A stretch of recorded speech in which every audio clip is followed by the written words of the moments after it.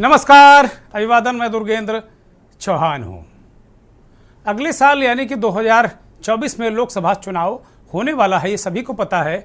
यही कारण है कि 5 राज्यों में जो विधानसभा चुनाव के लिए वोट पड़े हैं, इसे सेमीफाइनल माना जा रहा है। गुरुवार को आए सभी एग्जिट पोल के नतीजे किसी भी निष्कर्ष पर नहीं पहुंच रहे हैं।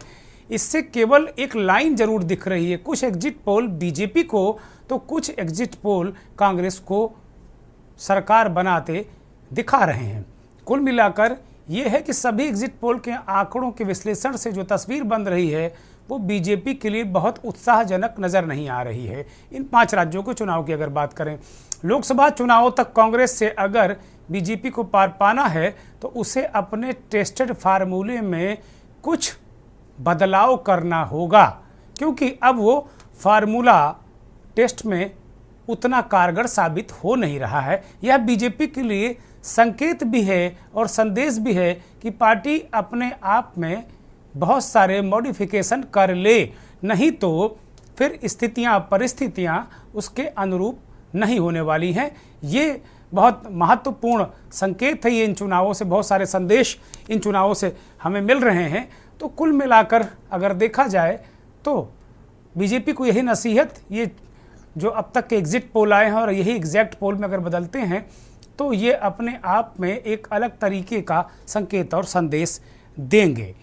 अब सबसे बड़ा सवाल यही है कि क्या ये जो सेमीफाइनल जिसे कहा जाता है, हर बार ये कहा जाता है 5 राज्यों के चुनाव को सेमीफाइनल के रूप में देखा जाता है, लेकिन पूर्व के अगर अनुभव हों लिए जाएं तो वो जो सेमीफाइनल का रिजल्ट था वो फाइनल में तब्दील नहीं हुआ। लेकिन इस बार सभी दावा कर रहे हैं कि अलग जो सेमीफाइनल है बहुत कुछ फाइनल को प्रभावित करेगा और फाइनल मैच में क्या भारतीय जनता पार्टी को लोहे के चने चबाने पड़ सकते हैं क्या 2024 में, क्योंकि 5 राज्यों के जो एग्जिट पोल से बीजेपी को या बीजेपी के लिए 2024 की राह कठिन नज़र आ रही है।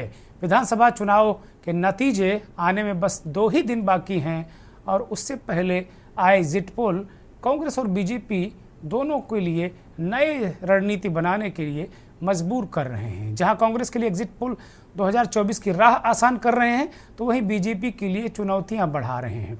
एग्जिट पोल के मुताबिक राजस्थान में सत्तारूढ़ कांग्रेस और बीजेपी में तगड़ी टक्कर है, तो छत्तीसगढ़ और एक तरीके से छत्तीसगढ़ में बीजेपी को कांग्रेस पछाड़ती दिख रही है। तेलंगाना में मुख्यमंत्री के चंद्रशेखर राव की भारत राष्ट्र समिति यानी बीआरएस मुश्किल में दिख रही है। तेलंगाना में कांग्रेस बीजेपी से कहीं आगे नजर आ रही है। इसमें 5 राज्यों के एग्जिट पोल 24 से पहले क्या संदेश दे रहे हैं, मंथन आज इसी मुद्दे पर।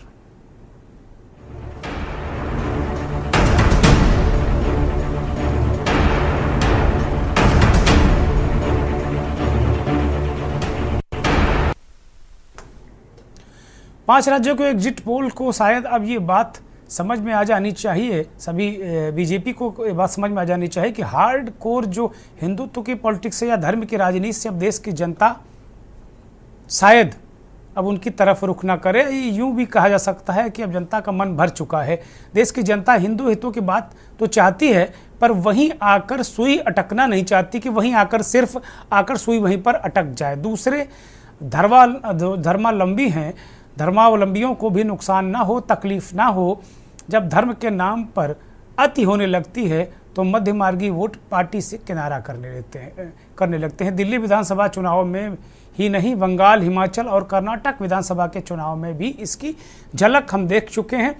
इन विधानसभा चुनावों में भी हिंदू वोटों के ध्रुवीकरण के लिए बीजेपी ने क्या क्या नहीं किया, सफलता नहीं मिली। यही हाल है कि इस बार भी राजस्थान में कन्हैया लाल मर्डर केस, तमाम दंगों का जिक्र हुआ। यहाँ तक कि 2008 के दंगे बीजेपी निकाल कर लाई, लेकिन उस तरीके से उसको सफलता मिलती नजर नहीं आ रही। तेलंगाना में ये पार्टी ने कट्टर हिंदुत्व वाला कार्ड 1-2 साल पहले से खेलना शुरू कर दिया था, लेकिन उसे उस तरीके से फ़ायदा नहीं हुआ। मध्य प्रदेश में मामला बीजेपी और कांग्रेस में खुद को अपने को बड़ा हिंदू साबित करने की होड़ के चलते बीजेपी के पक्ष में नकारात्मक प्रचार नहीं गया।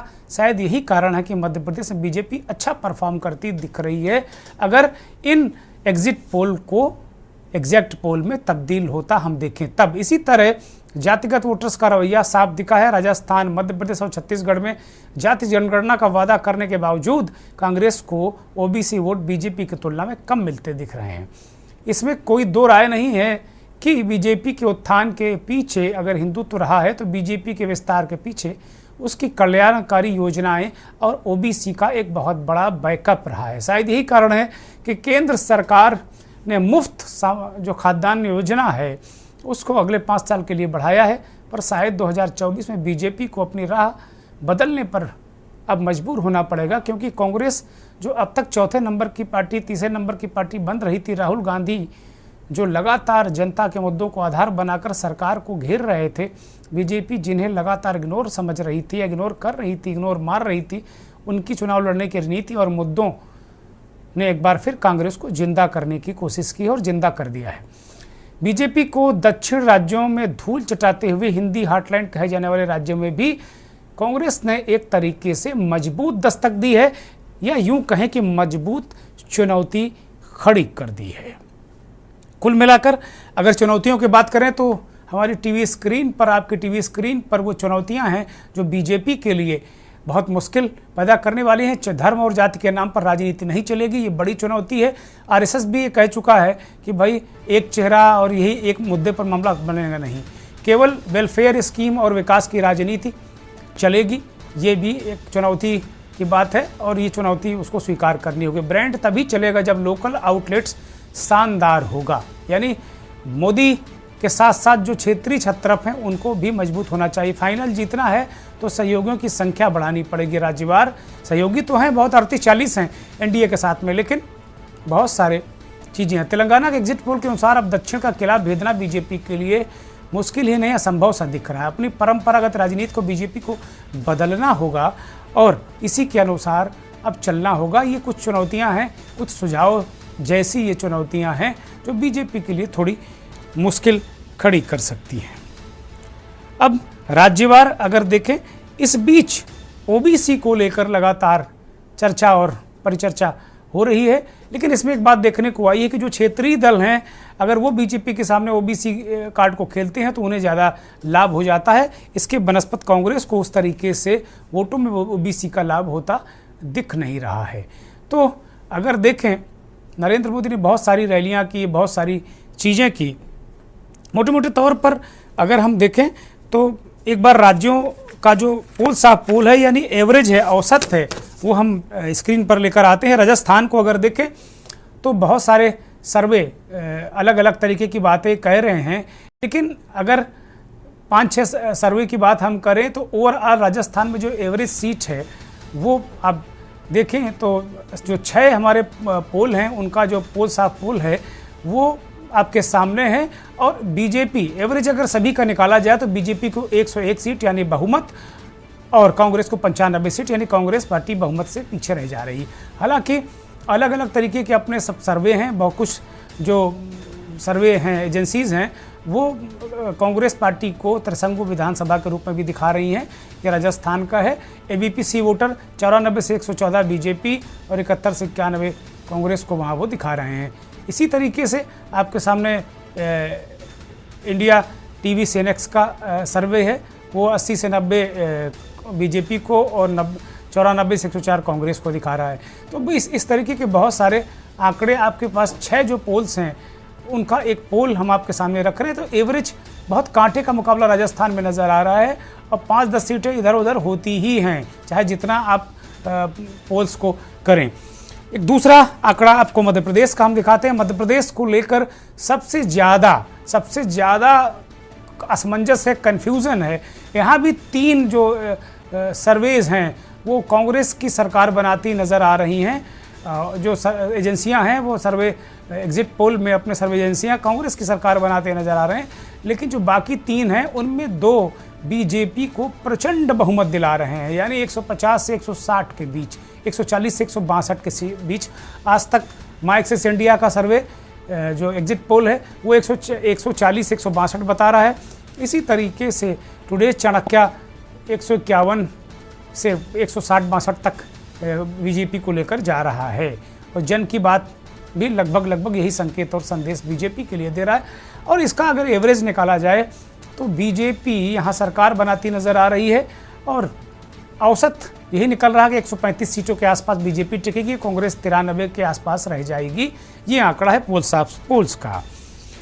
बात छत्तीसगढ़ की करें तो छत्तीसगढ़ का जो आंकड़ा आपके स्क्रीन पर हमारे सहयोगी लेकर आए हैं, छत्तीसगढ़ में ओवरऑल जो अलग अलग तरीके से अलग अलग एजेंसियों के जो सर्वे हैं एग्जिट पोल के, वो आपके सामने हैं। लेकिन ओवरऑल अगर देखें तो एवरेज जो निकल कर आ रहा है उसमें 52 यानी 52 सीटें कांग्रेस को मिल रही हैं और 34 सीटें बीजेपी को। तो ये माना जा रहा है कि वहाँ मेजॉरिटी में सरकार बनाती नज़र आ रही है कांग्रेस पार्टी। अब सबसे ज़्यादा जो चौंकाने वाला नतीजा है वो है तेलंगाना का। वहाँ कहा जा रहा था कि बीआरएस बहुत अच्छा कमबैक कर रही, बहुत अच्छे तरीके से आ गई है। शुरुआत में बीआरएस पिछड़ती नज़र आ रही थी, लेकिन कांग्रेस पार्टी वहाँ बहुत अच्छा करती नज़र आ रही है। अलग अलग सर्वे के अलग अलग नतीजे हैं। बहुत सारे सर्वे आज आ रहे हैं, बहुत सारे चैनल अभी थोड़ा सा उन्होंने धैर्य रखा, इंतजार रखा बहुत एग्जैक्ट देने के लिए। तो आज बहुत सारे सर्वे, जिस वक्त हम ये कार्यक्रम कर रहे हैं, बहुत सारे सर्वेज इस वक्त आ रहे हैं। लेकिन अगर इसका भी देखा जाए तो हमने 6 एजेंसियों को लिया है और उसमें जो उसका औसत आ रहा है, जो औसत आ रहा है, एवरेज आ रहा है, वो कांग्रेस को 56 सीटें, यहाँ 119 सीटें हैं और बीआरएस को 41 सीटें, 15 सीटें हैं बीजेपी को मिलती नजर आ रही हैं, अन्य 7। तो लगभग कांग्रेस सबसे बड़ी पार्टी के रूप में, या यूं कहें कि सरकार बनाने के करीब वहाँ नज़र आ रही है। हाँ, तो कुल मिलाकर ये स्थितियाँ, ये परिस्थितियाँ हैं। और जो मिज़ोरम में भी लगभग एमएनएफ और जो दूसरी क्षेत्रीय दल हैं वही सरकार बनाते वहाँ नज़र आ रहे हैं उनके सहयोग से। हालांकि ऐसा लग रहा है कि एमएनएफ की जो सरकार है वो कांग्रेस या अन्य दलों के सहयोग से वापस आ सकती है अगर कुछ सीटें कम पड़ी तो। उत्तर प्रदेश के विधानसभा में आज शीतकालीन सत्र के अंतिम दिन जाति और धर्म को लेकर विधानसभा में काफ़ी हंगामा हुआ और जाति जो अनुपूरक बजट था उसको लेकर समाजवादी पार्टी के सदस्य पल्लवी पटेल ने आरोप लगाया कि बीजेपी जो बजट है उसको धर्म के चश्मे से देख रही है बीजेपी की सरकार। अखिलेश यादव ने सदन में भी जाति जनगणना का मुद्दा उठाया और कहा आपकी सरकार क्यों नहीं जाति जनगणना कराती, और उन्होंने एक बात बहुत ऐलानिया कहा कि पीडीए ही एनडीए को हराएगा, यानी कि पिछड़ा, दलित और अल्पसंख्यक। अध्यक्ष महोदय, सरकार एफिडेविट दे रही है, मतलब ऐसा एफिडेविट हाई कोर्ट में लगा रही है सरकार कि जो रॉन्ग क्वेश्चन थे उसके हम 1 नंबर देंगे आपको। ये गलती किसकी थी? क्वेश्चन पेपर में रॉन्ग क्वेश्चन आ जाना किसकी गलती थी? मैं तो अपने जो जाति जनगणना को मन ही मन में मांग करते हैं, मैं उनसे कहूंगा कि अगर लॉलीपॉप मंत्री नहीं है आप लोग तो ये एफिडेविट जरूर पढ़ना। आप लोग ये एफिडेविट पढ़िए कि सरकार ने एफिडेविट क्या दिया है और उनकी मदद होनी चाहिए। उनके आरक्षण के साथ खिलवाड़ हो रही है और एक बार लाठी नहीं खाए, एक बार अपमानित नहीं हुए इस लखनऊ में आकर के। कोई नेता पिछले बिरादरी का, पिछले वर्ग का नहीं बचा होगा जिसका दरवाजा उन्होंने नहीं खटखटाया। इससे ज्यादा शर्म की बात कुछ नहीं हो सकती। इसीलिए अध्यक्ष महोदय, मैंने पीडीए का नारा दिया, पीडीए ही एनडीए को हराएगा।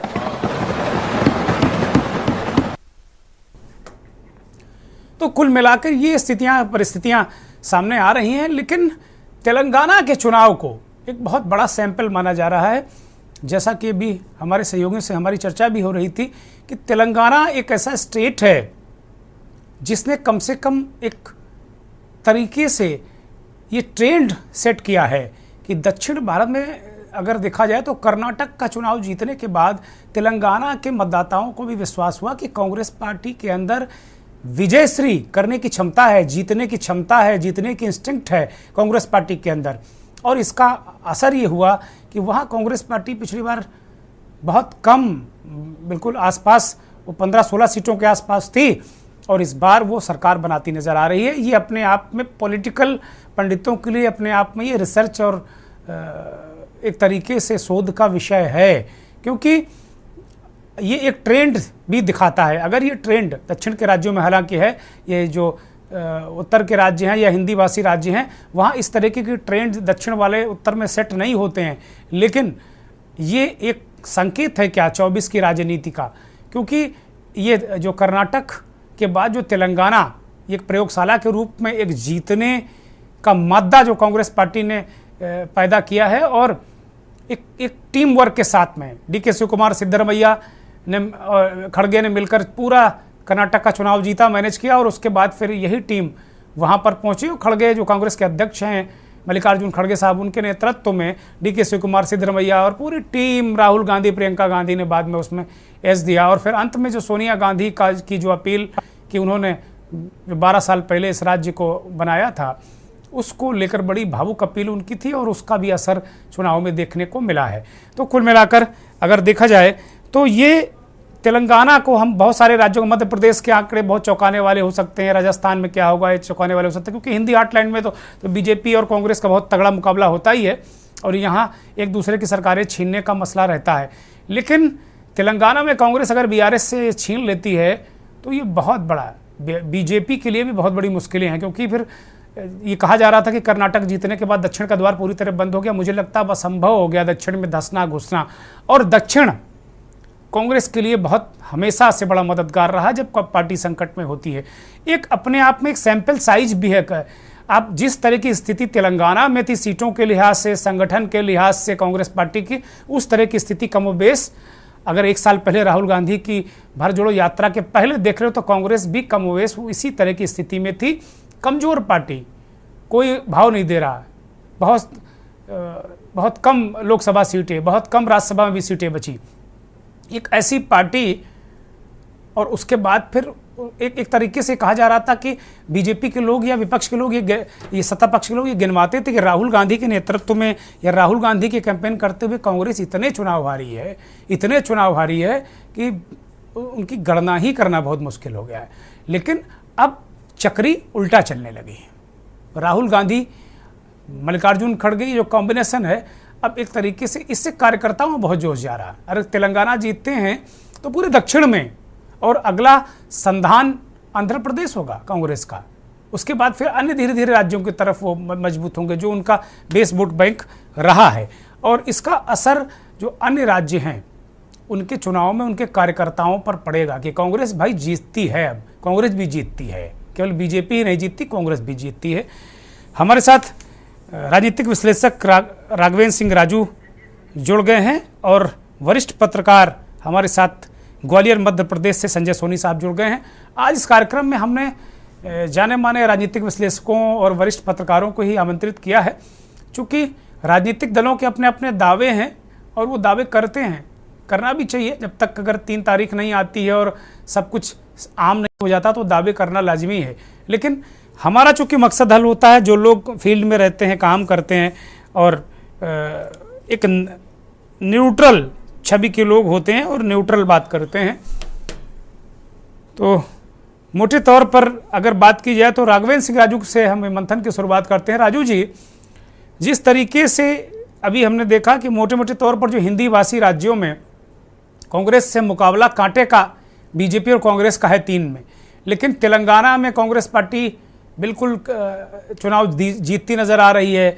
मिजोरम में भी बीजेपी की दाल नहीं गल रही, वहाँ एमएनएफ और जो अन्य क्षेत्रीय दल हैं वो भी कर रहे हैं। हालांकि एमएनएफ के साथ पिछली बार बीजेपी ने सरकार बनाई थी, लेकिन इस बार एमएनएफ छिटक गई है।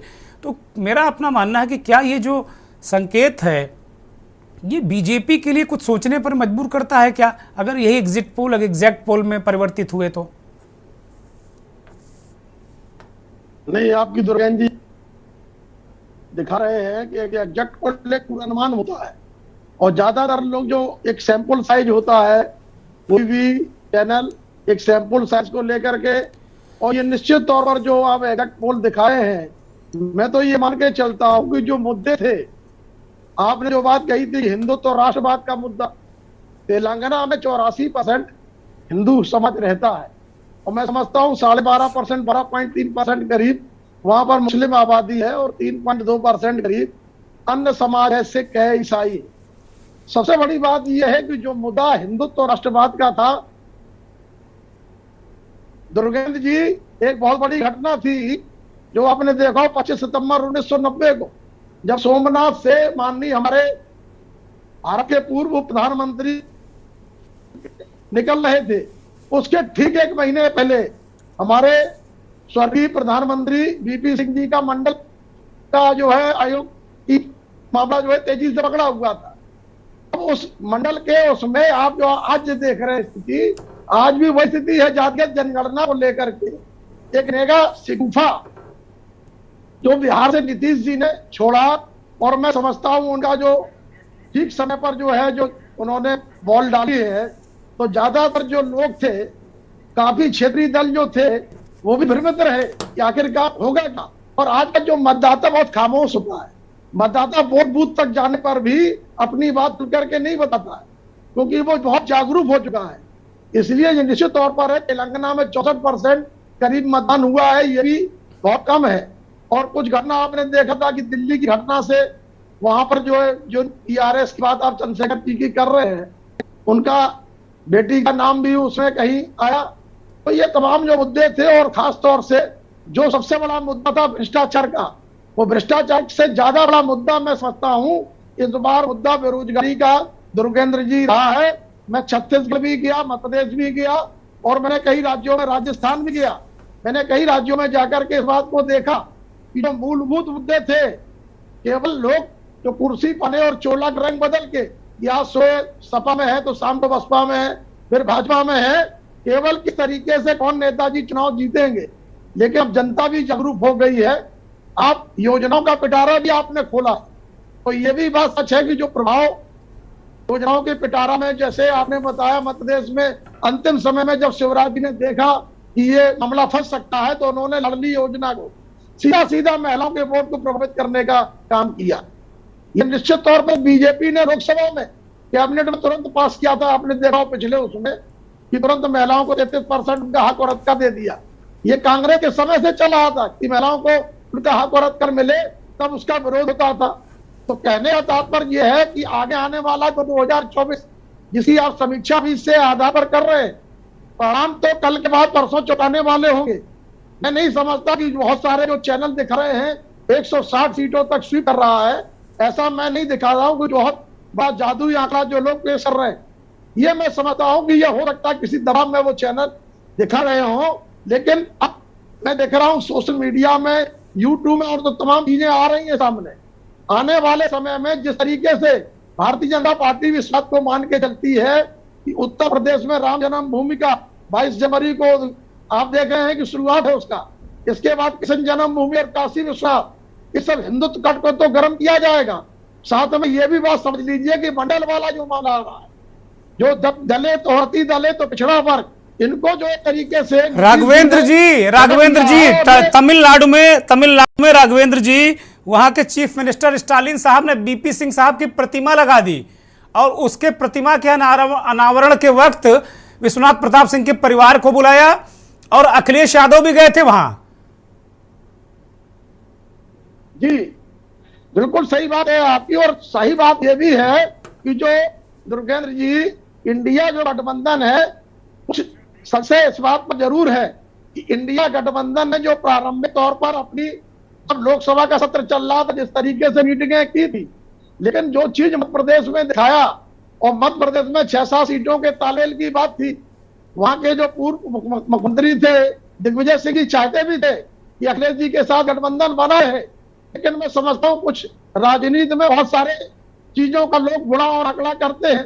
हो सकता है कमलनाथ जी आज भी, मैं समझता हूँ उनके चेहरों पर मुस्कान है, तो ये उनके मुस्कान मैं नहीं समझता हूँ कांग्रेसियों के चेहरे पर, कई लोग हमारे जानने वाले लोग हैं, उनके भी चेहरों पर मैं देख रहा हूँ, कह रहे नहीं साहब जो एग्जैक्ट बोल दिखा रहा, मैं उस अखाड़े को नहीं मानता, ये तो शतरंज का दौर है, कल कुछ और था, प्यांदा कुछ और आज पड़ेगा, दिखाई देगा। लेकिन दुर्गेंद्र जी निश्चित तौर पर है कि तमाम जो मुद्दे थे जिनको लेकर के समझ रहे थे, भारतीय जनता पार्टी भी मानती थी, भ्रष्टाचार का लारी लाए, लेकिन वो लारी का मैं नहीं समझता हूं, बहुत ज्यादा 3% 4% चर्चा में वो बात रही होगी, लेकिन सबसे बड़ा महंगा मुद्दा था, महंगाई का मुद्दा था।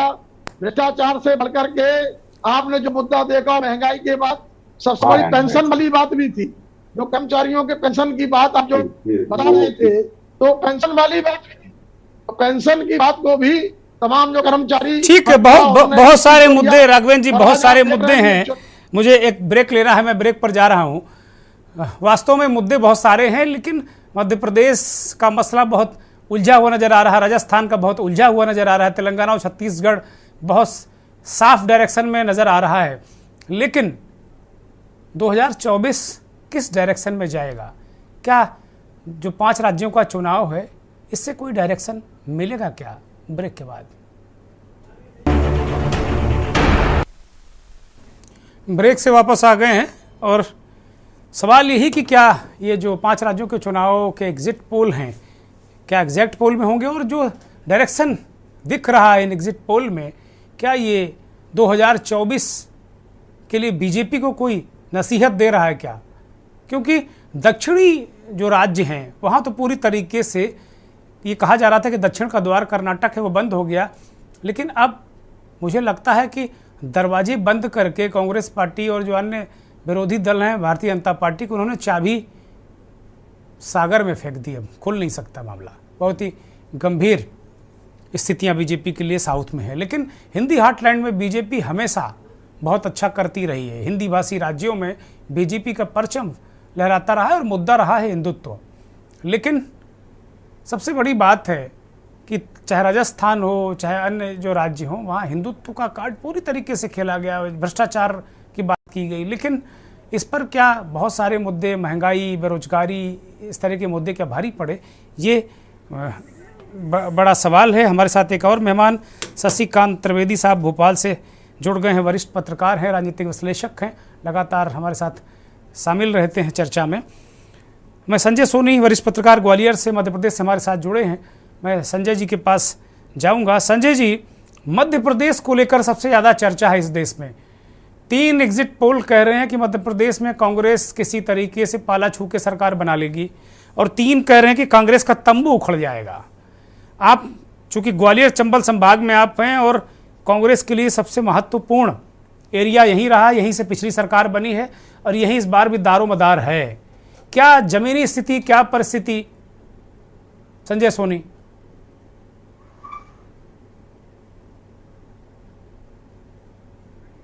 अनम्यूट करिए संजय जी अपने आप को। जी, मैं भोपाल से जुड़ा हूं। मैं करेक्ट कर लेता हूं, आप भोपाल से हैं। संजय जी भोपाल से हैं, करेक्ट कर लिया जाए। जी जी। अब सरकार के जो दावे हैं, इस दावे पे बात की जाए तो ये कहा जाएगा कि खास तौर से जो भी सर्वे आ रहे हैं, तो मैं समझता हूँ अगर 3-4 प्रमुख सर्वों को देखा जाए तो उस सर्वे में 2-3 उनको दिखा रही, 2 भाजपा को, 2-3 कांग्रेस को। लेकिन एंटी इनकम्बेंसी जो है सरकार की, वो जरूर कहीं ना कहीं कांग्रेस के लिए फायदेमंद है, और इस फायदे का सीधा सीधा लाभ कांग्रेस को मिलते दिख रहा है। और मैं समझता हूं कि सारे अनुमान इस बार फेल हो जाएंगे, क्योंकि इस बार अनुमान की कोई ऐसा जिक्र, ऐसा कोई सिरा नहीं मिल रहा है कि कोई अनुमान की बात कही जा रही हो और इस अनुमान से कुछ तय हो रहा हो। तो मुझे लगता है कि इस बार थोड़ा सा मामला कठिन है किसी भी तरह के अनुमान पे चर्चा करना। नहीं संजय जी, ये जो बहुत सारे चैनल जैसे मैं देख रहा हूँ, टुडे चाणक्य वो कह रहा है 160 सीटें बीजेपी को मिल रही हैं, कांग्रेस की बिल्कुल लुटिया डूब जा रही है। आज तक और जो माई एक्सेस इंडिया है वो कह रहे हैं 140 से 162 सीटें। ये किस तरह, क्या चीज़ें, क्या ज़मीनी हकीकत इस तरीके की है? क्योंकि वो कह रहे हैं कि भाई लाडली बहना योजना ने बिल्कुल बम बम कर दिया, मामा की जय जय कर दी है। नहीं, ये सही है कि अभी तक एंटी इनकम्बेंसी जो लाडली बहना आने के पहले देखा जा रहा था, तो सरकार बहुत एंटी इनकम्बेंसी के दौर से गुजर रही थी, और ये माना जा रहा था कि सरकार इस बार एंटी इनकम्बेंसी, सरकार की कुछ योजनाएं जो समय पे पूरी नहीं हुई, और कई तरह के जो लंबे समय से सरकार साथ में काम कर रही है, जनता भी बदलाव की ओर बात कर रही थी। तो मुझे लगता है कि ये सारी बातें, मुझे लगता है कि गेम चेंजर के रूप में साबित हुई लाडली बहना योजना। और आप इसको आज अगर बीजेपी गदगद है तो लाडली बहना योजना के कारण गदगद है, और इसकी खुशी का कारण, मैंने कई मंत्रियों से बात हुई, कई लोगों से मेरी बात हुई, उनका कहना है कि ये हमारे लिए वाकई गेम चेंजर है, क्योंकि जो एंटी इनकम्बेंसी थी, जो सरकार के खिलाफ माहौल था अभी तक 18 साल की सरकार के, खिलाफ सबसे ज्यादा अगर कोई खिलाफत थी तो इस बार थी। तो मुझे लगता है कि इस बार अगर कोई बीजेपी की नैया पार लगाएगा तो लाडली बहना योजना। नहीं, उसमें संजय जी उसमें एक दो तीन चीजें बड़ी महत्वपूर्ण हैं भाई। सारे लोगों को तो करीब 1,24-25 लाख महिलाएं हैं वहां पे, जो महिला वोटर जैसा मेरे पास जानकारी है, आप कुछ गड़बड़ हो संशोधित कर दीजिएगा। उसमें आधे लोगों को मिल पाया, तो जिनको नहीं मिला वो जाहिर सी बात है कि वो जिस तरह जिनको मिला उस तरह को तो वोट करेंगे नहीं। तो ऐसा कौन सा अलादीन का चिराग लग गया उनके हाथ में जो बिल्कुल दनादन, या फिर जो एग्जिट पोल करने वाले लोग केवल उन्हीं लोगों से मिल गए हैं जिनको मिला है और वो कह रहे हैं कि बहुत क्रांति आ गई है। नहीं, ऐसा नहीं है। एक्चुअल में इसके कई तरीके हैं। आप जैसे मान लीजिए बहुत अपर लेवल पे जो लोग हैं, जो मिडिल लेवल पे और अपर लेवल पे जो लोग हैं, उनको लाडली बहना का लाभ चाहिए भी नहीं था। तो मुझे लगता है जो निम्न वर्ग के लोग हैं, जो बहुत मीडियम वर्ग के लोग हैं, उनको इसका लाभ मिलना चाहिए था और वो लाभ के अधिकारी भी हैं। जैसा सरकार कह रही है कि हमने सशक्तिकरण, महिला सशक्तिकरण के लिए कहा था, तो वो किया। तो वो अगर कहते हैं कि लाडली बहना सिर्फ हम उन वर्ग को दे रहे हैं जिसको वाकई आवश्यकता है, तो उस वर्ग को तो लाभ मिला है। वो आंकड़े 1.25 करोड़ हो या जो भी आंकड़े हैं उसको बात अलग है, मगर उससे एक माहौल तो बन गया सरकार के पक्ष में। ठीक है। मैं शशिकांत त्रिवेदी के पास जाऊंगा। त्रिवेदी जी, आपका विश्लेषण बिल्कुल अलग रहता है। अगर कोई कहता कि भाई दक्षिणी ध्रुव में इस बार ऐसा होने वाला, तो आप कहते नहीं, बिल्कुल नहीं, उत्तरी ध्रुव में होगा। क्या देख रहे हैं मध्य प्रदेश का जो मसला है? मैं आपके विश्लेषण को बड़ा महत्वपूर्ण मानता हूं। ये मध्य प्रदेश को लेकर मैं पहले आपसे बात कर लूं, क्योंकि वहां तो ऐसा मध्य प्रदेश ऐसा राज्य है कि दिल्ली में बैठे लोग या जो जितने भी पॉलिटिकल लोग वो चर्चा कर रहे थे, बीजेपी वाले छोड़कर, बीजेपी वाले भी अंदर खाने से कह रहे थे कि वहाँ मामा तो गए हो, मामला बन नहीं रहा वहाँ। लेकिन ये सबसे ज़्यादा कॉन्फिडेंट कांग्रेस पार्टी भी मध्य प्रदेश को लेकर थी, बड़े बड़े आंकड़े गिनाए जा रहे थे। लेकिन ये जो एग्जिट पोल है, इन्होंने तो ज़मीनी घसीट दी बिल्कुल कांग्रेस के पैरों से। देखिए, 2-3 चीज़ें हैं, मैं आपको बता दूं। त्रिवेदी जी, ये है कि जी, आपको आवाज़ आ रही है मेरी? हाँ, अभी बहुत धीमी आ रही। दर्शक का काम इतनी आवाज़ में चलेगा नहीं, थोड़ा सा और जोर से। अच्छा ठीक है, मैं और जोर से बोलता हूँ जी।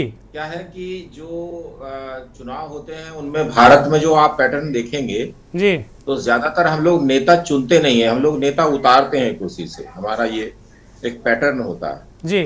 जो बैठा होता है हम उसको उतारते हैं, चुनते नहीं है किसी को। चुन करके हम नहीं भेजते कि शशिकांत जी को जो है मुख्यमंत्री बना दिया जाए। तो एक तो बात ये है।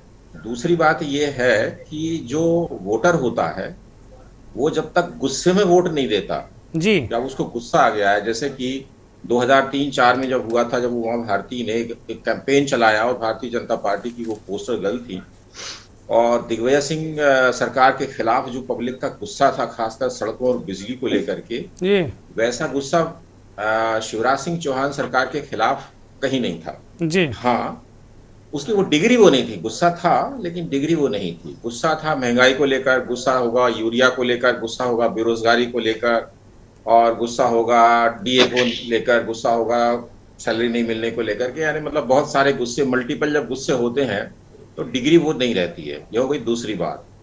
तीसरी बात ये है कि जो सर्वे है, सर्वे का जो सैंपल है 5,62,00,000 मतदाता थे।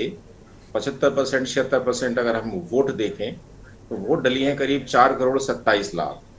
तो उसमें आपने कितने वोटर्स को टच किया है, तो ये सर्वे बहुत अच्छे हैं अगर इनका सैंपल साइज बहुत बड़ा है, क्योंकि सांख्यिकी एक बाकायदा विज्ञान है, गणित है, उसमें बहुत अंदर तक जाना होता है।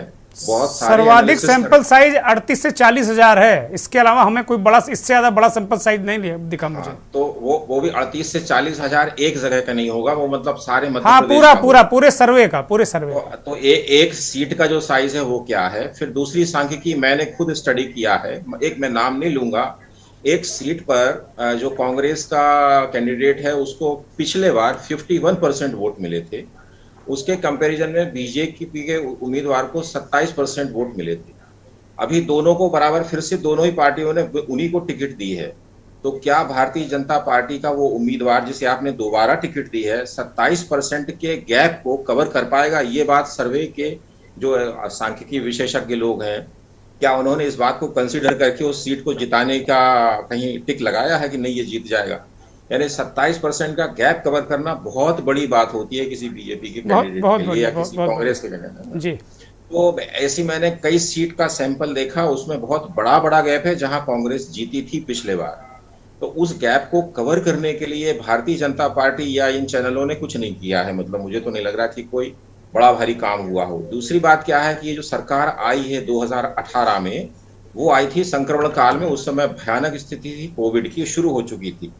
तो 2022-23 से तो कॉलेज और स्कूल खुले हैं और चुनाव आ गया है, लोगों ने नौकरियां जाना शुरू किया, मुश्किल से 1-1.5 साल हुआ है। तो सरकार ये दावे कर रही है कि उसकी इंडस्ट्री ग्रोथ 24% हो गई है, बेरोजगारी कहीं नहीं है, कुछ नहीं है, और खेती सारा मतलब सिंचाई इतनी कर दी है कि पहाड़ भी डूब गए हैं और सब कुछ हो गया है। तो ऐसा हुआ नहीं, 1 साल में आप कर नहीं सकते। हाँ, सिंचाई वाला बड़ा दावा लोग करते हैं। हाँ, मतलब 47 लाख में, तो मैंने कहा क्या पहाड़ वहाड़ सब डुबा दिए, क्या कर दिया जी? जितनी खेती नहीं है उतना आपने सिंचाई कर दी। तो क्या है कि ये एक और जो बार बार सब लोग कह रहे हैं कि लाडली बहना बहुत क्या कहते हैं उसको, game changer, master game changer है जी। तो पिछले बार भी संबल योजना इनकी गेम चेंजर थी। और मैं नाम नहीं लूंगा, मुझे एक वरिष्ठ अधिकारियों में 2 के बीच में झगड़ा हुआ, तो जो पैसे देने वाला अधिकारी था उसने मुख्यमंत्री या किसी जो भी नेता रहे होंगे मीटिंग में ये कहा कि देखिए चुनाव का वक्त है, पैसा संभाल करके रखिए, सब खर्च मत करिए। तो इस पर से दूसरे अधिकारियों के बीच में शायद कुछ तनातनी हुई होगी और बाद में फिर वो संबल योजना लॉन्च हुई और वो अधिकारी रुष्ट रहा। इस तरह की बातें सब पत्रकारों को पता चलती रहती हैं। तो क्या है कि ये जो गेम चेंजर होता है ये नेता लोग प्लान नहीं करते हैं, ये अधिकारी लोग प्लान करते हैं, जो कि चुनाव ना हारते हैं ना जीतते हैं। उन्हें बिल्कुल मतलब नहीं होता है आप हारिए या जीतिए, उनकी नौकरी 60 साल 62 साल जितने भी साल है वो बनी रहती है। तो गेम चेंजर वो कह देते हैं कि सर ये लॉन्च कर दीजिए, गेम चेंजर है, आप देखिए आप जीत जाएंगे, और आप हार गए तो वो दूसरे के पास जाके बैठ जाते हैं वहीं पर और उसके वो अपना सेक्रेटरीट जो भी होता है वो सब संभाल लेते हैं। उनको फिर आपको पूछते भी नहीं है, फिर पर्ची लेके भी घुसने नहीं देते अंदर जी। तो ये तो पॉलिटिशियंस को सोचना होता है कि क्या गेम चेंजर है और क्या गेम चेंजर नहीं है, कौन से अच्छे सलाहकार हैं आपकी या नहीं है। तो ये सब सर्वे में ये बातों पर क्या ध्यान दिया गया है, क्या इन लोगों ने पता किया है कि वाकई 1900% जीडीपी बढ़ी है तो नोबेल प्राइज के लिए रिकमेंड किया जाना चाहिए। अखबारों को, चैनलों को करना चाहिए कि इतना बड़ा तो उदाहरण कहीं है ही नहीं दुनिया में, पूरे सौरमंडल में भी नहीं है। तो कुल मिलाकर की बात ये, हाँ कांग्रेस के पास पिछले बार एक ट्रम्प कार्ड था, वो था किसानों का कर्ज माफ करने का, जिसने वाकई कांग्रेस को वोट दिलाए थे, जो कि इस बार पूरे चुनाव कैंपेन में उनके पास कोई पोल प्लैंक नहीं था। ऐसा कुछ ना कोई प्रेस कॉन्फ्रेंस में आया, ना कोई किसी वक्तव्य में आया, ना किसी मैनिफेस्टो में आया। सबने अपनी रामायण लिख दी मैनिफेस्टो की। तो कांग्रेस की तरफ से भी मैं ये कहूंगा कि उनके तरफ कोई एक पंच लाइन नहीं थी जिसको जो वोटर को अट्रैक्ट कर पाती जी। तो जो सर्वे इस आधार पर शायद कांग्रेस उतना तवज्जो नहीं दे रहे हैं। और मुझे ऐसा लगता है कि इस बार जो इलेक्शन का रिजल्ट आएगा वो चौंकाने वाला बिल्कुल नहीं आएगा। हो सकता है दोनों को बहुत कुछ कमी पड़ जाए, और वो कमी दोनों कैसे पूरी करेंगे ये हो सकता है कि सरकार बनने में वक्त लगे। क्या आप ये सारा कर रहे हैं कि हंग असेंबली हो सकती है वहां? हो सकती है, क्वाइट पॉसिबल। इसका मतलब बहुत इसको बहुत कांटे की टक्कर भी कह सकते हैं क्या इसको? हाँ कह सकते हैं, क्योंकि क्या है आज देखिए, एक तो हमारे यहाँ समस्या है कि इस बार जो मुझे सुनने में, आज जो बातचीत में करता रहता हूँ, जो चंबल बेल्ट है आपका पूरा और विंध्य रीजन है, उसमें बीजेपी और कांग्रेस दोनों से लोग खफा हैं। और यदि 20 सीट दूसरों को चली गई, जाने का संभावना है नहीं, 10 से ज्यादा जा ही नहीं सकती, मैक्सिमम मैं 10 दे रहा हूँ, 220 में भी दोनों को बहुत शॉर्टेज आ जाएगी, क्योंकि मध्य प्रदेश में तीसरी पार्टी है नहीं कोई जी। तीसरी पार्टी यदि कोई भी आ जाए और वो अगर 20 सीट भी ले ले तो कांग्रेस और बीजेपी दोनों किसी की मदद के बिना सरकार नहीं बना सकती। एक बहुत छोटे कर्मचारी ने एक बड़ी इंपॉर्टेंट बात मुझसे कही थी, चूंकि हम लोग सबसे बात करते हैं, बहुत काफी पुराना जो रिटायर हो जाएगा, उसने कहा भाई साहब आप तो बहुत सीनियर जर्नलिस्ट हैं, ये दोनों रीजन से यदि कोई पार्टी नहीं जीत रही है तो फिर वो सरकार कैसे बना रही है? तो मैंने कहा आपके कहने का मतलब क्या है? तो उसका कहना था कि जिस तरह अगर कोई सरकार उत्तर प्रदेश में हार रही है कोई पार्टी, तो केंद्र में सरकार नहीं बना सकती।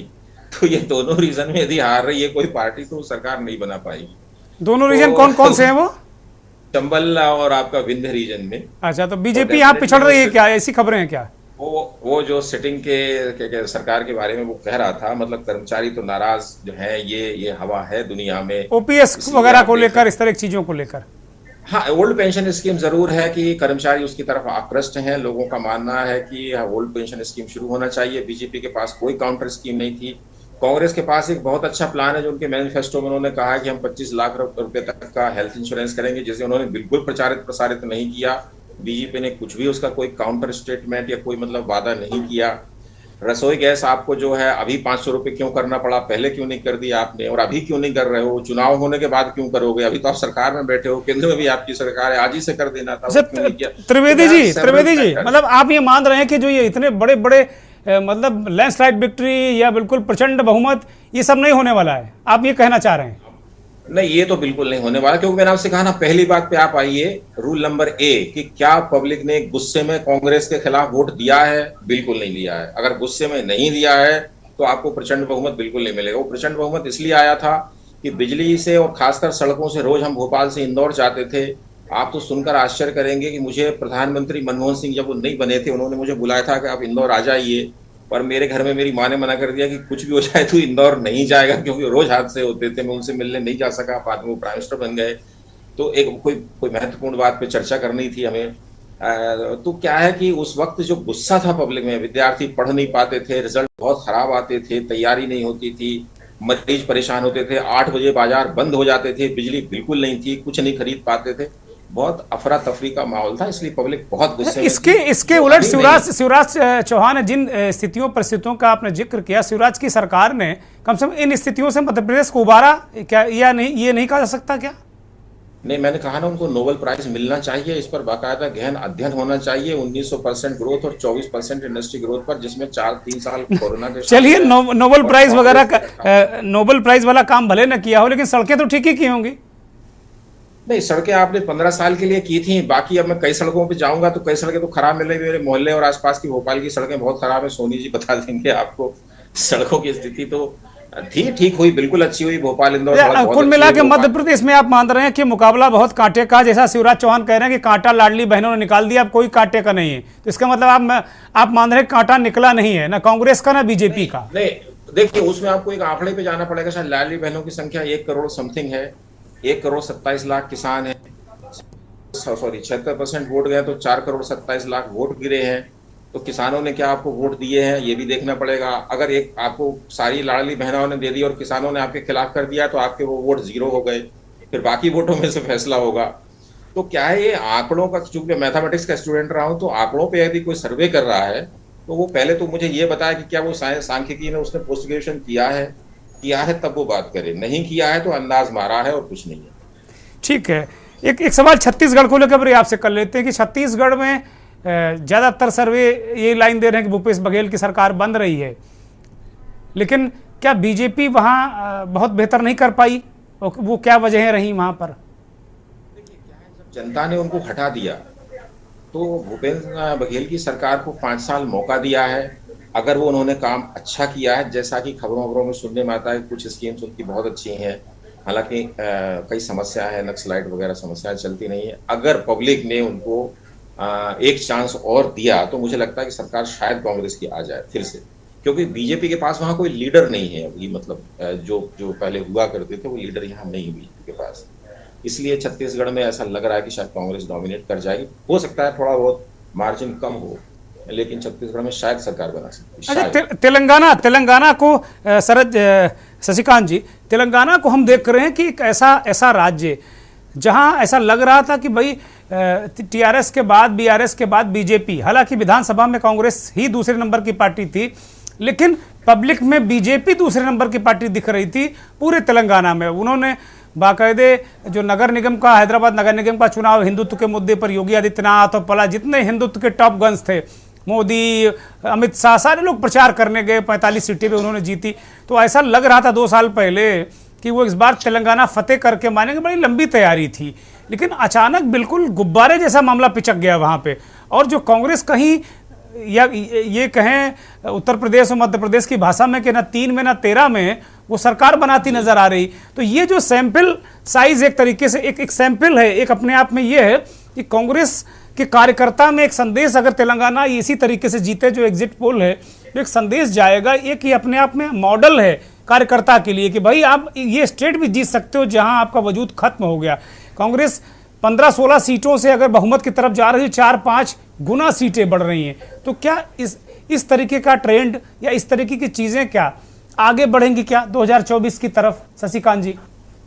देखिए, क्या है कि 2024 का जब तक आप बात करते हैं, भारतीय जनता पार्टी के पास राष्ट्रवाद और रिलीजन को लेकर के अलावा बहुत सारी चीजें नहीं। हालांकि एक बात मैं आपको फिर भी कह दूं कि भारतीय जनता पार्टी के खिलाफ इस मतलब पूरे देश में कोई लहर जैसी चीज नहीं, मध्य प्रदेश में भी नहीं लहर या कोई ऐसा कि नहीं अब इनको हटाना, ऐसा कुछ नहीं। तो लेकिन आपकी जो जो जो पब्लिक, क्या कहना चाहिए, जो आपका परचम लहरा रहा था, जो पब्लिसिटी थी उसमें बहुत कमी आई है, गिरावट आई है। वो ट्रेंड जो है वो कम हुआ है। लोग कानाफूसी करने लगते हैं, फिर चर्चाएं होने लगती हैं, और फिर वो चर्चाएं जो है वो वोट मतदान की तरफ ले जाती हैं कि नहीं यार अब तो हटाना है।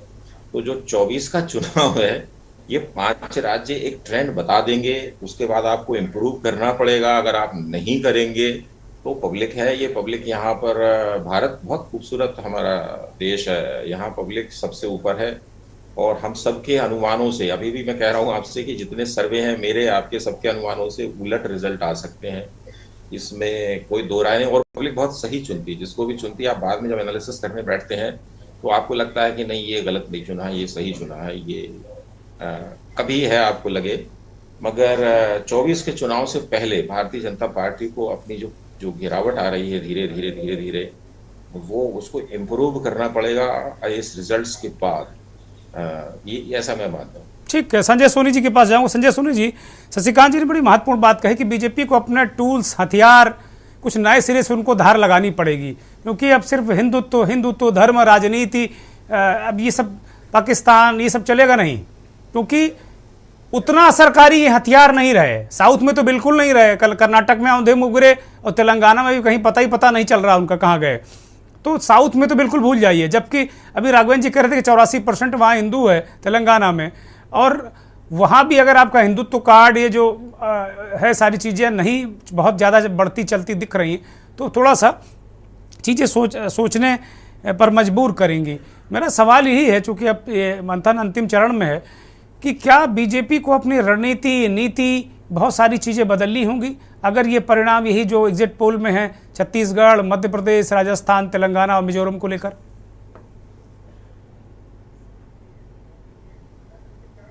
संजय जी अनम्यूट करिए।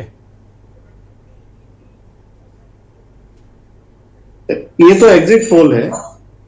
एग्जिट पोल के बाद जब असली 3 तारीख को जब कल रिजल्ट आएगा तो इससे तय होगा कि आखिर सरकार किसकी बन रही है। और ये सच बात है कि दिल्ली बीजेपी ने या जितने भी इनके बड़े चाणक्य हैं, इन्होंने रणनीति पे तो काम किया है। और आप देखिए विधानसभा चुनाव में इन्होंने राम मंदिर के पोस्टर पूरे प्रदेश में लगाए। तो ये लगातार रणनीति पे काम कर रहे हैं। और मुझे लगता है लोकसभा का एजेंडा इन्होंने विधानसभा में तय कर दिया है कि लोकसभा में हमारा एजेंडा क्या होगा, हम किस मुद्दे पे लड़ने जा रहे हैं।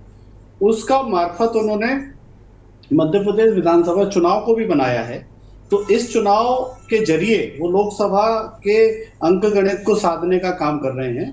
और इसके साथ साथ उन्होंने जो एजेंडा सेट किया, और किसी भी प्रदेश में इन्होंने एक भी मुख्यमंत्री का चेहरा सामने नहीं रखा, ये साफ बताने की प्रयास है इनका कि हमारे कारण सरकार आएगी। यानी अगर जो भी सरकार आएगी, जिस राज्यों में भी सरकार आएगी, तो वो मोदी जी के कारण, अमित शाह के कारण, नड्डा जी के कारण ये नाम सामने रहेंगे। और यही नाम आगे 19 में भी चलेंगे, 24 में भी चलेंगे। तो मुझे ये लग रहा है कि ये एजेंडा इन्होंने सेट कर दिया है। और आप देखिए लगातार इस पे काम हो रहा है और एजेंडे बदल जाते हैं। आपको याद होगा कि इनका तो ये तरीका ही है, इनकी रणनीति कि एक विधानसभा चुनाव खत्म होता है, दूसरे चुनाव में लग जाते हैं। तो इनका एजेंडे पे तो काम लगातार चल रहा है। और मैं समझता हूं कि हिंदुत्व का एजेंडा इनका साफ है। 2024 का चुनाव लोकसभा का हिंदुत्व के एजेंडे पे, राम मंदिर के एजेंडे पे लड़ा जाएगा। ठीक बात है। राघवेंद्र राजू, मैं आपके पास आ रहा हूं, चूंकि आप बिल्कुल उस इलाके से आते हैं, उत्तर प्रदेश से, जहां ये प्रयोगशाला है हिंदुत्व के एजेंडे की। पहले गुजरात थी, पहले सबसे पहले मध्य प्रदेश थी, फिर गुजरात हुई, आरएसएस और हिंदुत्व की प्रयोगशाला, और उसके बाद फिर उत्तर प्रदेश अब बहुत बड़ी प्रयोगशाला, बल्कि ऑटोमेटिक प्रयोगशाला हो गई। और उत्तर प्रदेश से ही हिंदुत्व का सबसे बड़ा चेहरा, मैं योगी आदित्यनाथ को नरेंद्र मोदी से बड़ा चेहरा मानता हूं। अगर हिंदुत्व के मुतालिक बात करें, हिंदुत्व की तुलना करें, तो योगी आदित्यनाथ से बड़ा हिंदुत्व का चेहरा है नहीं। उन्होंने भी मध्य प्रदेश में, राजस्थान में बहुत सारी सभाएं की, और लगभग नरेंद्र मोदी और अमित शाह के बराबर ही सभाएं की, और योगी की स्वीकार्यता भी बहुत जबरदस्त है। संजय सोनी ने कहा कि भाई इन चुनावों में, चाहे राजस्थान में हो, दंगा, कन्हैयालाल की हत्या, आतंकवाद, तुष्टीकरण, ये मुद्दे रहे। यहाँ भी उन्होंने कहा कि राम मंदिर की तस्वीरें जो लगातार न्योता देते रहे कि आइए दर्शन करिए चुनावी सभाओं में, ये सब बातें करते रहे, भ्रष्टाचार और बीच बीच में इस तरह हमले करते, लेकिन एजेंडा क्लियर है। ये संजय जी कह रहे हैं कि भाई इसके बाद वो यही संकेत थे कि नरेंद्र मोदी के चेहरे पर चुनाव लड़ा, कोई किसी राज्य में कोई चेहरा उन्होंने रखा नहीं, और इसका उद्देश्य सिर्फ यही है कि जो जीतते हैं तो क्रेडिट मोदी को, और मोदी का कद और बढ़ेगा या उनका ब्रांड मोदी और मजबूत होगा। मैं इसके उलट सोचता हूं कि इन 5 राज्यों के चुनाव में अगर एक भी राज्य बीजेपी के हाथ नहीं लगता तो फिर क्या कहेंगे, नेतृत्व क्या कहेगा? फिर क्या एक क्षेत्रीय छत्रप को पकड़ेगा कि भैया शिवराज तुम आओ आगे, अब सारे हमको क्षेत्रीय छत्रप प्रेस कॉन्फ्रेंस करते नजर आएंगे? हो भी सकता है, हम ऐसा देखे भी कि अगर इस तरह के कुछ परिणाम आ गए तो हो सकता है कि क्षेत्रीय छत्रप रमन सिंह भी प्रेस कॉन्फ्रेंस करते मुझे मत से नजर आए कि नहीं ये मतदाताओं का बहुत आभार हो और बहुत कहीं चूक रह गई, हो सकता है ऐसा हो। राघवेंद्र राजू, ये किस तरह देखते हैं आप इसको? जी, कुछ तो घटनाएं आपके सामने ही है, ऐसे एग्जैक्ट जो दिखा रहे हैं। मैं ज्यादा उसमें ना जाते हुए आपको कहूं, जब भारत विश्व कप हो रहा था, और विश्व कप में सारे जितने भी हमारे मीडिया के लोग थे सब दिखा रहे थे कि इंडिया की टीम जीती। यही स्थिति बंगाल में भी थी, लेकिन बहन जी जो वहां ममता बनर्जी थी वो कहती थी खेला होगा तो खेला होगा। तो ये स्थितियां जो आपको दिख रही हैं, हो सकता है जैसे अभी त्रिवेदी जी ने कहा कि सही माने में कि हमको जो सरकार है उसको सारे जो हमारे पैनलिस्ट हैं, सारे लोग जो दिखा रहे हैं, उन सर्वे में भी इस बात तो दिखाई दे रही है कि मुकाबला जो है वो कांटे का है। अब ये बात अलग है कि जो हिंदुत्व का कार्ड है, ये पूरे 5 राज्यों के चुनाव में भारतीय जनता पार्टी ने माननीय यशस्वी प्रधानमंत्री नरेंद्र मोदी जी को आगे रखा। उनके पास एक ही चेहरा समझ में आया। लेकिन दुर्गेंद्र जी, आप जो स्थितियां देख रहे हैं, उत्तर प्रदेश में मुख्यमंत्री योगी आदित्यनाथ की जिस तरीके से लोकप्रियता है, और वो सिर्फ इसलिए थी लाइन ऑर्डर को लेकर, लेकिन नूह की घटना हुई, इसके बाद कैथल में जो महापुरुषों के नाम पर राजनीति बड़े स्तर पर हुई, ये भी एक ध्रुवीकरण हुआ है। सवर्ण जो मतदाता है वो बहुत नाराज रहा। कभी कोई नेता जो है वो रामायण पर अपनी टिप्पणी कर देता है, कभी अपने हिंदू देवी देवताओं पर टिप्पणी कर देता है।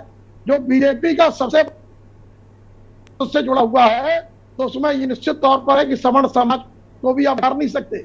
ये बात अलग है, कुर्सी पाने और चोरा के रंग बदलने का अपना समीकरण बनाने का खेल है। राघवेंद्र राजू, ये मुद्दा चलेगा कि नहीं, वो तो बहुत सारे कारण है, मंडल है, कमंडल है, बहुत सारी चीजें। ये मुद्दा जो बता रहे हैं संजय सोनी की, भाई उन्होंने क्लियर कर दिया कि हिंदुत्व के मुद्दे पर 24 लड़ेंगे, और लेकिन 5 राज्यों में अगर हार गए वो, या एक ही राज्य जीत पाए, तब क्या करेंगे? फिर मोदी के चेहरे को कैसे डिफेंड करेंगे और हिंदुत्व को कैसे डिफेंड करेंगे फिर? लेकिन आपने देखा हो दुर्गेंद्र जी, उत्तर प्रदेश में जिस तरीके से तैयारियां चल रही हैं और जो जातिगत समीकरण बन रहे हैं, अखिलेश यादव ने भी साफ कर दिया कि एम बाई के मतलब वो केवल मुस्लिम और यादव समीकरण बना रहे हैं। तो वो समीकरण में ये निश्चित तौर पर है कि जैसे अभी कुछ दिनों में चर्चा में आएगी पीस पार्टी को बीजेपी लाना चाहती, तो जो ध्रुवीकरण की राजनीति है, इसमें अगर ये छोटे छोटे से दल जो बीजेपी के साथ सहयोगी दल हैं, वो जो आरक्षण को लेकर के और तमाम जातीय जनगणना को लेकर के बीजेपी को हो सकता है कि कभी बीच में, अभी वो नहीं बोल रहे हैं, लेकिन उनका जो समाज है मैं देखता हूँ बहुत सारे इन दलों के नेताओं के साथ में जुड़ा रहा। ये जातिगत जो जनगणना है और काम जो मंडल वाली बातें भी ये सामने आएंगी, तो उसमें ये राम वाला जो मंदिर वाला मुद्दा है, ये बीजेपी के लिए ही एक तरीके से बहुत बड़ा कार्ड है कि वो राम मंदिर के मुद्दे को, कृष्ण जन्मभूमि के मुद्दे को, काशी के मुद्दे को, और योगी आदित्यनाथ के हो सकता उत्तर प्रदेश में एक बड़े चेहरे को ला करके लाइन ऑर्डर की बात को भी सामने रख करके वो हिंदुत्व राष्ट्र। ठीक है राघवेंद्र जी, ठीक है राघवेंद्र जी, मैं अंतिम टिप्पणी के लिए त्रिवेदी जी के पास जाऊंगा। त्रिवेदी जी, अंतिम टिप्पणी, मेरा सवाल ये जहन में रखिए कि इन चुनाव के नतीजे जो भी हों, हम आप कुछ भी कहें, 3 तारीख को सब साफ हो जाएगा, इससे क्या 24 पर कोई असर पड़ेगा क्या? बहुत संक्षिप्त में। आपने अभी एक अच्छा प्रश्न किया कि अगर 5 राज्य हार गए तो क्या होगा। तो 5 राज्य हार गए तो 16 और 5 21 राज्य हार जाएंगे, तो फिर आपका नया ट्रेंड सेट हो जाएगा। अभी शायद भारतीय जनता पार्टी 16 राज्यों में नहीं है, 5 और हार जाएंगे तो आपकी संख्या बढ़ जाएगी। फिर वो उनको डिसाइड करना है कि आगे वो क्या करेंगे, फिर आपका मुद्दा क्या रहेगा वो आप जानिए, पब्लिक उस हिसाब से डिसाइड करिए। एक माहौल बीजेपी के लिए चुनौतियां रहेंगी, ये कह रहे हैं आप, अगर ऐसा हुआ? क्या देखिए, कांग्रेस की जो नीतियां थी बहुत अच्छी थी, लेकिन उन्होंने, मैंने कहा ना पहले कभी आपकी मीटिंग में कि फीडबैक मैकेनिज्म है नहीं। तो भारतीय जनता पार्टी अपना एजेंडा तय सब कर रही है, लेकिन जो लड़का 20 साल का है, जैसे मोबाइल का खर्चा चाहिए, अपनी बाइक का खर्च चाहिए, पेट्रोल का खर्च चाहिए, उस पर भी ध्यान देना पड़ेगा, क्योंकि वो आपका एजेंडा है, राष्ट्रवाद एजेंडा है, आपका चेहरा एजेंडा, आपकी पगड़ी एजेंडा, व्हाटएवर। तो क्या वो युवा आपके उस एजेंडे पर कुछ काम, वो आपको आकर्षित हो रहा है क्या? इसका कोई फीडबैक मैकेनिज्म है क्या आपके पास? यूपीए की, मैं कहता हूँ ना, स्कीम बहुत अच्छी थी, लेकिन फीडबैक। बहुत शुक्रिया त्रिवेदी जी, अब समय इजाजत नहीं देता। बहुत धन्यवाद संजय सोनी, बहुत धन्यवाद राघवेंद्र राजू।